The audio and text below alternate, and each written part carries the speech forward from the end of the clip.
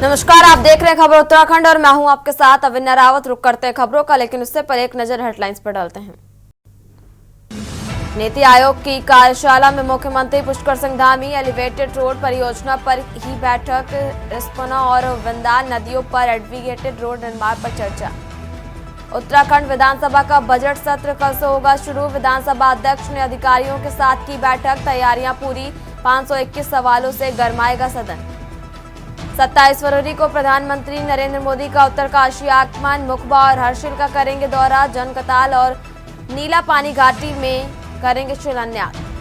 सिडकुल में एक सप्ताह से 3 गांवों में जल संकट, पानी की सप्लाई न होने से 7,000 लोग परेशान। ग्रामीणों की शिकायत के बावजूद अफसरों ने नहीं दिया ध्यान। प्रदेश में ग्राहक संतुष्टि सर्वेक्षण में दून एयरपोर्ट को देश भर में दूसरा स्थान, एएआई की ओर से कराया गया सर्वे। चमोली के बद्रीनाथ धाम में कड़ाके की ठंड, 2-3 दिनों से ऊपरी इलाकों में बर्फबारी से तापमान में आई गिरावट। आप देख रहे हैं के न्यूज, खबरों का सार। और अब बात करते हैं खबरों की। खबर आपको देहरादून से बता रहे, जहां उत्तराखंड विधानसभा का बजट सत्र कल से शुरू हो रहा। और देहरादून से आपको ये अहम जानकारी बता रहे, जहां राज्यपाल के अभिभाषण से शुरू होगा बजट सत्र। तैयारियां पूरी, 521 सवालों से गरमाएगा सदन। 30 विधायकों की ओर से अब तक 521 सवाल भेजे गए।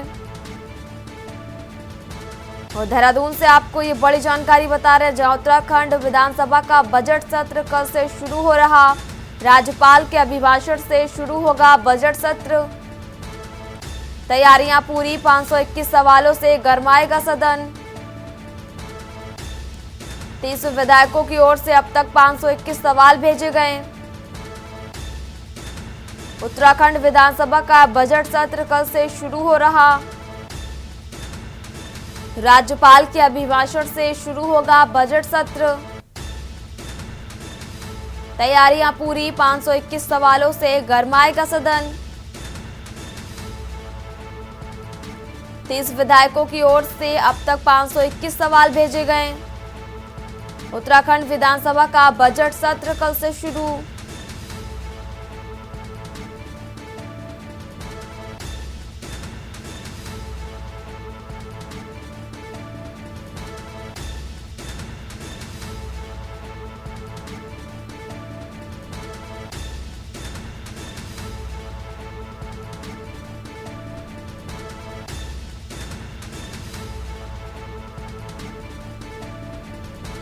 राज्यपाल के अभिभाषण से शुरू होगा बजट सत्र। तैयारियां पूरी, 521 सवालों से गरमाएगा सदन। 30 विधायकों की ओर से अब तक 521 सवाल भेजे गए।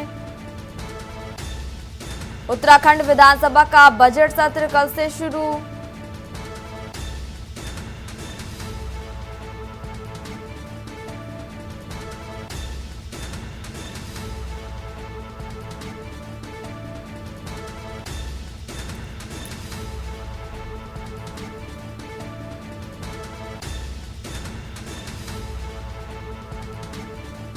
और इसी खबर पर बातचीत के लिए हमारे साथ ब्यूरो चीफ राजेश वर्मा जी जुड़े हुए हैं। राजेश जी, आप तो जानना चाहेंगे, उत्तराखंड का बजट सत्र कल से शुरू हो रहा और इसके साथ ही सभी तैयारियां भी पूरी कर ली गई हैं और 521 सवालों से ये गरमाएगा सदन, क्या कुछ है पूरी जानकारी? बिल्कुल अवन्या, आपको बता दें कि कल जो है विधानसभा बजट सत्र की शुरुआत जो है वो प्रदेश में होने जा रही है, यानी कि राजधानी देहरादून विधानसभा में कल जो है बजट सत्र जो है वो उसका शुभारंभ होगा। देखिए, अगर आप बात करें तो 521 के लगभग जो है तमाम विधायकों ने अपने सवाल जो है वो विधानसभा पटल पे रखने हैं और इस पे चर्चा और इस पे जो है आगे की जो बहस है वो इस पे होगी। संभवतः ये भी जताया जा रहा है कि तमाम ऐसे सवाल है जिसको लेकर के सत्ता पक्ष और विपक्ष के बीच में गर्मा गर्मी वाला जो ये विधानसभा बजट सत्र है ये हो सकता है। तो इसी तमाम चीजों को लेकर के देखिए, अब तक की बात करें तैयारी की तो तमाम तैयारियां जो है विधानसभा सत्र को लेकर के कर ली गई है। कल भी विधानसभा अध्यक्ष ऋतु खंडूरी ने जो है तमाम व्यवस्थाओं को लेकर के जो है तमाम आला अधिकारियों के साथ उनकी बैठक हुई है और कल ये महत्वपूर्ण बजट सत्र जो है वो उसकी शुरुआत जो है वो होगी। तो सबसे पहले जो है राज्यपाल जो है वो इस अपना अभिभाषण करेंगे और उसके बाद जो है इसकी शुरुआत हो जाएगी। देखिए तमाम ऐसे मुद्दे हैं जिसको लेकर के पहाड़ की नींव को जो है मजबूत करने का प्रयास जो है वो यहाँ पर धामी सरकार करेगी। बजट से बड़ी अपेक्षाएं जो है वो आम जनता को है और इसको लेकर के भी सरकार ने जो है लगभग 200 से ज्यादा सवाल जो है वो आम जनमानस से दिए हैं, यानी कि राय जो है वो इस बजट में दी है ताकि बजट जो है उत्तराखंड का बजट जो है वो बेहतर और शानदार बजट जो है ये इस बार का साबित हो। बहरहाल अब ये देखना होगा, लेकिन कल से जो है विधानसभा बजट की जो शुरुआत है वो कल से शुरू हो जाएगी। राजेश जी, वहीं 30 विधायकों की तरफ से भी 521 सवाल भेजे गए हैं। बिल्कुल, देखिए लगभग जो है 521 सवाल जो है विधायकों की तरफ से भेजे गए हैं। देखिए 70 विधायक हैं और 70 विधायकों में से 30 ऐसे विधायक हैं जिन्होंने अपने सवाल जो है विधानसभा में रखने हैं। और देखिए महत्वपूर्ण बात इसमें ये भी है कि ये कहा जा सकता है कि इसमें सबसे जो बड़ी संख्या है वो भाजपा के ही विधायक है, यानी कि जो विपक्ष के जो विधायक है बात करें कांग्रेस के तो उनकी संख्या ना के मुताबिक है। अब देखिए सवाल ये इस बात को लेकर के भी उठता है कि अपनी ही सरकार के खिलाफ या अपनी ही बातों को लेकर के विधानसभा में सत्ता पक्ष के जो विधायक है वो अपनी गूंज निकालेंगे, लेकिन इस बात पे भी एक सवाल उठता है कि क्या विपक्ष के पास ऐसे जनमानस के जो मुद्दे हैं, जन समस्याओं के जो मुद्दे हैं जो विधानसभा में उठाए जा सकते हैं, उनको लेकर के क्या कोई भी सवाल विपक्ष के पास नहीं है। ये एक महत्वपूर्ण मुद्दा है और क्योंकि देखिए 70 विधायकों में अगर 30 विधायक इन सवाल जवाब को लेकर के विधानसभा में अपनी बातें रखेंगे तो कहीं ना कहीं विपक्ष इसमें डाउनफॉल पे दिखाई दे रहा है, क्योंकि और इस बात को लेकर के एक नया राजनीतिक दौर नए राजनीतिक बयान जो है बयानबाजी वो प्रदेश में देखने को भी मिल रही है कि भाजपा का ये कहना है कि देखिए सबसे ज्यादा जो सवाल होंगे वो सत्ता पक्ष की तरफ से है, क्योंकि हम लोगों ने जन समस्याओं को लेकर के जो हमारे विधायक है वो रखेंगे अपने विधानसभा में। कहीं ना कहीं कांग्रेस के पास है इस बार कोई मुद्दा नहीं है, इस बार कोई सरकार को घेरने की कोई रणनीति नहीं है कि वो किस तरीके से घेरेगी, तो ये बहरहाल देखना होगा। लेकिन जो बजट सत्र है वो गर्मा गर्मी का आने वाले समय में देखने को मिलता है। राजेश जी, आपका बहुत बहुत शुक्रिया तमाम जानकारी हमारे दर्शकों के साथ साझा करने के लिए। और देहरादून से आपको ये बड़ी जानकारी बता रहे जहां उत्तराखंड में कल से बजट सत्र की शुरुआत हो रही और बजट सत्र को देखते हुए सभी तैयारियां भी पूरी कर ली गई हैं। वहीं 521 सवालों से गरमाएगा सदन और 30 विधायकों की ओर से अब तक 521 सवाल भी भेजे जा चुके हैं। उत्तराखंड विधानसभा का बजट सत्र कल से शुरू, राज्यपाल के अभिभाषण से शुरू होगा बजट सत्र।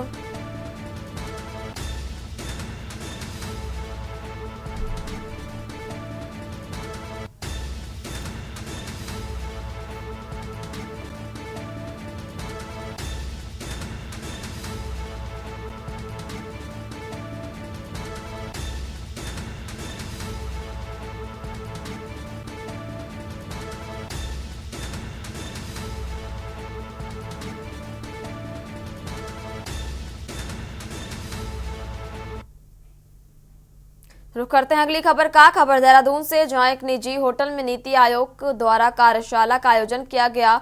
इस कार्यशाला में मुख्य अतिथि के रूप में मुख्यमंत्री पुष्कर सिंह धामी उपस्थित रहे। कार्यशाला में जलवायु परिवर्तन को लेकर चर्चा की गई और इस दौरान मुख्यमंत्री पुष्कर सिंह धामी ने कहा कि तेजी से हो रहे जलवायु परिवर्तन हमारे समाज के लिए एक चिंता का विषय है, जिसको लेकर विशेषज्ञों द्वारा मंथन जारी है। राज्य सरकार कोशिश कर रही है कि हमारे जल स्रोत जो सूख गए हैं उनको पुनर्जीवित किया जाए, जिस पर काम किया जा रहा है। और नीति आयोग बदलते जलवायु परिवर्तन के मद्देनजर गहन अध्ययन कर रही है। उसके अध्ययन के आधार पर प्रभाव को कम करने पर काम किया जा रहा है। बहुत बहुत शुभकामनाएं। असफलता एक चुनौती है।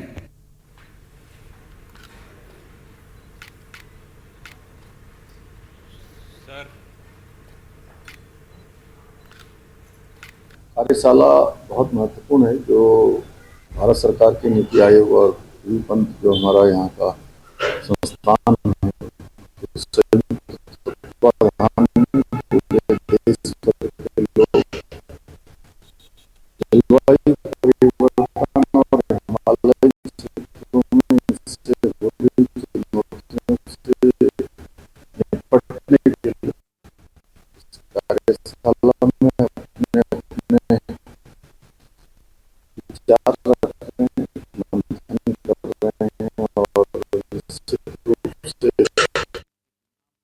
हैं अगली खबर का। भारतीय जनता पार्टी के अल्पसंख्यक मोर्चे के जिला महामंत्री ताजुद्दीन इदरसी का कहना है कि केंद्र और राज्य सरकार की जितनी भी जन कल्याणकारी योजनाएं हैं सभी का लाभ मुस्लिम समाज को मिल रहा।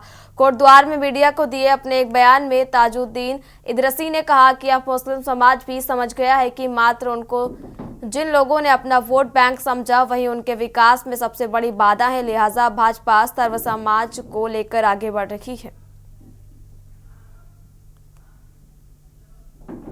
भाजपा जो चुनाव के प्रभारी है राकेश जयसवाल जो जिले प्रभारी की प्रसिद्धि है, ऐसे आदमी सतपाल महाराज जी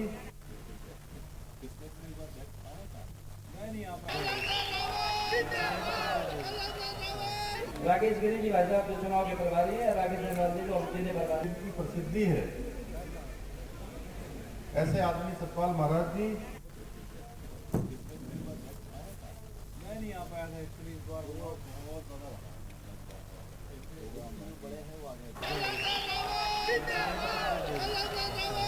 राकेश गिरी जी भाजपा जो चुनाव के प्रभारी है राकेश जयसवाल जो जिले प्रभारी की प्रसिद्धि है,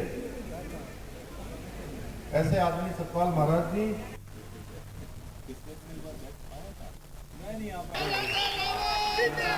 भाई जी मेरे हिसाब से तो मोमडन 100% फ़ायदा उठा रहा है। जितनी योजनाएं हैं, चाहे वो मकान बनाने वाली हो या ये जो हमारा कार्ड बना है स्वास्थ्य कार्ड, इसकी अधिकांश जो है मुस्लिम गरीब तबका है, इस कार्ड का फ़ायदा उठा रहा है। इससे जो है लोगों की समझ में आने लगी है कि जो हमारे लिए भाजपा कर सकती है वो और लोगों ने नहीं किया है, आज तक हमें गुमराह रखा है। हल्द्वानी में सड़क हादसे रुकने का नाम नहीं ले रहे, वहीं बढ़ते हादसों को लेकर पुलिस प्रशासन और आरटीओ विभाग द्वारा संयुक्त रूप से सड़क हादसों को रोकने के लिए लगातार प्रयास किया जा रहा, लेकिन सड़क हादसे लगातार हो रहे। आज एक बार फिर से सड़क हादसा देखने को मिला। बता दें कि पूरा मामला मुखानी थाना क्षेत्र के अंतर्गत कमलुवा गंजा रोड का है, जहां एक कार सवार ने दो कार और एक मोटरसाइकिल को तेज टक्कर मार दी, जिसमें मोटरसाइकिल सवार युवक की हालत गंभीर बताई जा रही, जिसे तत्काल स्थायी लोगों द्वारा अस्पताल में भर्ती कराया गया। तो वहीं मौके पर पुलिस और प्रशासन के लोग पहुंचे, जहां पर सारी गाड़ियों को क्रेन के जरिए कब्जे में लिया गया। बताया जा रहा है कि जिस युवक ने तेज टक्कर मारी वो नशे में था, जिसका पुलिस मेडिकल करा रही है।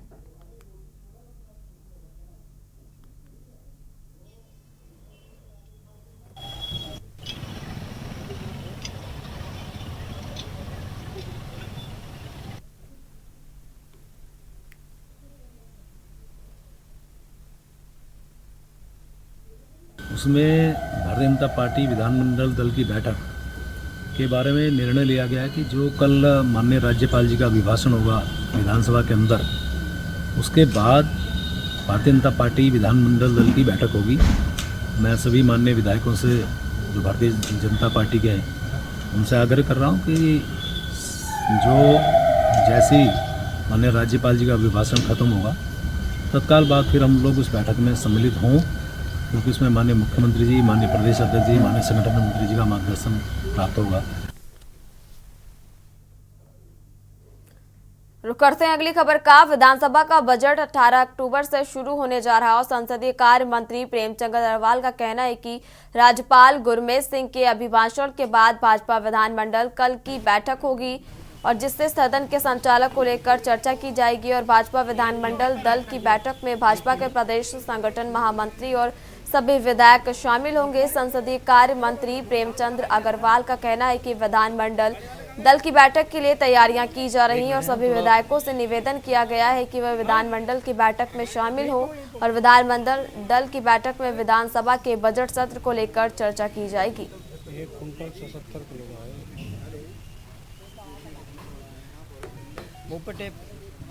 लगे कम से 3 घंटे रेस्क्यू करने में, और ये काशीपुर सैनिक कॉलोनी से रेस्क्यू किया रामपुरा गांव से, और ये 1 कुंटल 70 किलो का सांप है। मैं पकड़ा सांप को पकड़ना और जंगलों में छोड़ना किया था अभी, मगर ये नुकसान कर देता। रुक करते हैं अगली खबर का। काशीपुर की सैनिक कॉलोनी में 1 कुंटल 70 किलो का अजगर देखकर पूरे इलाके में दहशत फैल गई और एक विशाल अजगर जो अपनी लंबाई और वजन के हिसाब से किसी भी पल खतरनाक हो सकता था और इलाके में रेंग रहा था। सूचना मिलते ही वन विभाग की टीम तत्काल मौके पर पहुंची और 3 घंटे की कड़ी मशक्कत के बाद इस खतरनाक अजगर को पकड़ने में सफल रही। ये अजगर जिस इलाके में था वहां से गुजरने वाला हर इंसान के लिए मौत का खतरा पैदा हो सकता था और अजगर की ताकत और तेजी से ये किसी भी जंगली जानवर या इंसान पर हमला कर सकता था।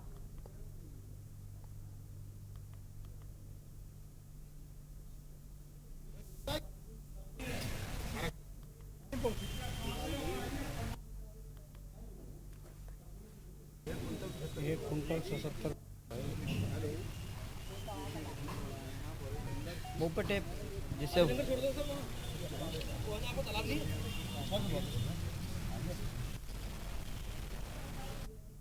3 घंटे में। और ये काशीपुर सैनिक से रेस्क्यू किया रामपुरा गांव से। और ये 1 कुंटल 70 किलो का सांप है। मैं आमपोखरा रेंज में तराई पश्चिमी में। हमारा यही काम है कि नए सांपों को पकड़ना और जंगलों में छोड़ना। किया था अभी, मगर ये नुकसान कर देता। अगर कुछ दिनों वहाँ रहता तो नुकसान कर देता। काटा था मेरे, अभी ये देखो, अभी निशान है हाथ में मेरे। हमें काटते रहते हैं सांप, मगर बस आप लोगों की दुआ से बचे रहे हैं। कोई अपील नहीं है, बहुत सांप है। कितनी संख्या होगी लगभग? मेरे अंदर से 30,000 से ऊपर पकड़ लिए सांप। बदलता मौसम सेहत के लिए कष्टकारी होता है और खासतौर पर सर्दी का मौसम, और इसलिए अपने खान पान और जीवन शैली पर विशेष ध्यान देने की आवश्यकता है। इन दिनों बदलता मौसम, कभी गर्मी और कभी सर्दी की हवाएं शरीर पर सीधा वार करती हैं और ऐसे में कुछ बीमारियों का जोखिम अधिक बढ़ता है। डॉक्टर की माने तो ये परेशानियां लापरवाही के चलते होती हैं और ऐसे में बीमारियों से बचाव के लिए उचित आहार और लाइफस्टाइल में बदलाव जरूरी है।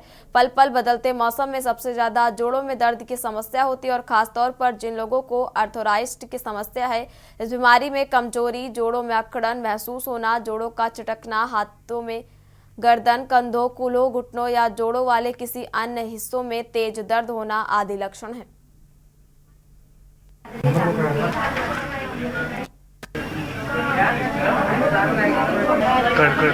नंबर बता दो ना, मंजूर आवाज। क्योंकि जो आजकल जो क्लाइमेट है बहुत चेंजेस हो रहे हैं। कल गर्मी थी, आज ठंडा हो रहा है, तो क्लाइमेट चेंज हो है। उस चेंजेस में हमारे वायरस के है वो ज़्यादा पनपते हैं या ज़्यादा फैलता हो। तो उसमें जो कोल्ड है, गले में इन्फेक्शन है, नाक का बहना है, बॉडी में पेन है और साथ में जो सांस की बीमारी का बढ़ना है, ब्लड प्रेशर का बढ़ना है, सर दर्द है, जोड़ों में दर्द है, तो हार्ट अटैक के चांसेस उसमें बढ़ जाता है। तो जो आप हमेशा यूज कीजिएगा गर्म पानी का और हमेशा आप गर्म खाना खाइएगा और आप समय समय पर आप टहलते रहिए। अपना जो है जो डेली जो वॉक है या जो एक्सरसाइज वो करते रहिए। अब तो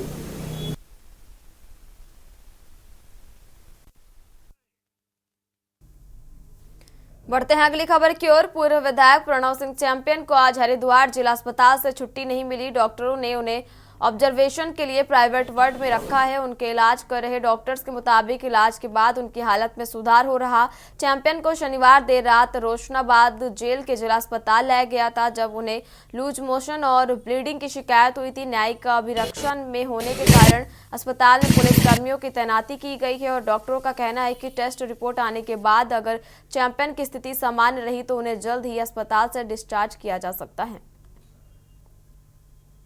जो है स्वास्थ्य खराब था, इसके कल देर रात जो उनको डिस्ट्रिक्ट हॉस्पिटल में लाया गया है, जहां उनका चिकित्सीय उपचार किया जा रहा है, उनका परीक्षण वगैरह सब किया गया है। अभी उनके स्वास्थ्य का बुलेटिन जो है वो डॉक्टर साहब जारी करेंगे। उससे फिलहाल उन्होंने बताया कि वो स्थिति ठीक बता रहे हैं, अंडर ऑब्जर्वेशन है। यदि स्थिति में कुछ होगा तो उस संबंध में सर इस दौरान सुरक्षा के जो इंतजाम है क्योंकि वो हमारी उसमें न्यायिक अभिरक्षा में है, उस कारण उनको जितनी सुरक्षा दी गई है उनको मिलेगी। बढ़ते हैं अगली खबर की ओर। रामनगर पीरुमदारा स्थित greenfield academy senior secondary school में विंग्स ऑफ इमेजिनेशन के साथ नन्हे मुन्ने बच्चों का वार्षिक समारोह उत्साहपूर्वक मनाया गया।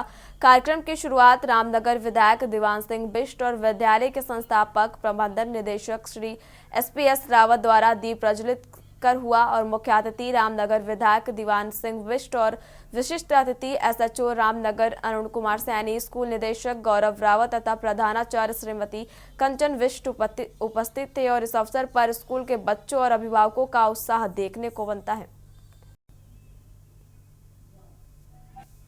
सेकंड क्लास तक के बच्चों का एनुअल फंक्शन किया गया था उसमें खासकर से जैसे मोबाइल एडिक्शन पे दिखाया गया, आप लोगों ने भी देखा होगा कि मोबाइल से कितनी सतर्कता बरतनी है, कितनी दूरी रहनी है और शिक्षा के लिए मोबाइल का उपयोग हो। ये तमाम तरह की बच्चों ने यहाँ पे जो अपनी प्रस्तुति दी। उससे खास बात ये थी कि हमने बच्चों को जो उनका संपूर्ण विकास होता है, जैसे कम्युनिकेशन जो रहता है, हेजिटेशन रहती है बच्चों में, लेकिन आपने देखा होगा कि पहली बार क्षेत्र के किसी स्कूल में आप देख रहे होंगे कि नर्सरी से लेकर और सेकंड क्लास तक के बच्चे खुद ही अपने प्रोग्राम को एंकरिंग के साथ बता रहे थे कि कौन सा हम गाना कर रहे हैं, कौन सा हम प्रस्तुति दे रहे हैं। तो निश्चित रूप से जितना हो सके ग्रीनफील्ड परिवार पूरा कोशिश करता है कि क्षेत्र से बच्चे अच्छे निकले।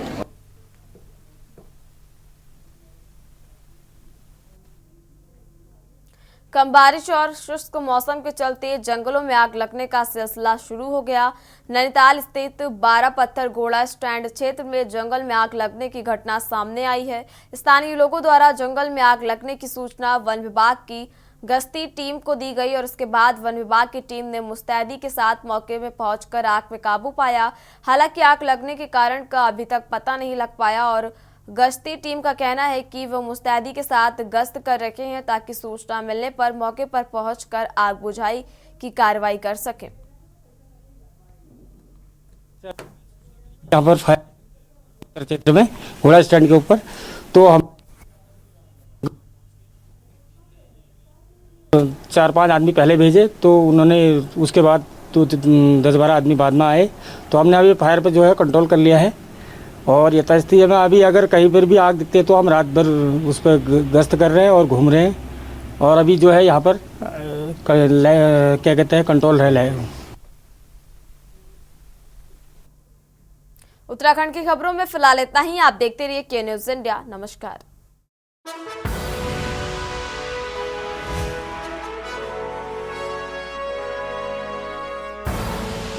आप देख रहे हैं के न्यूज़, खबरों का सारथी।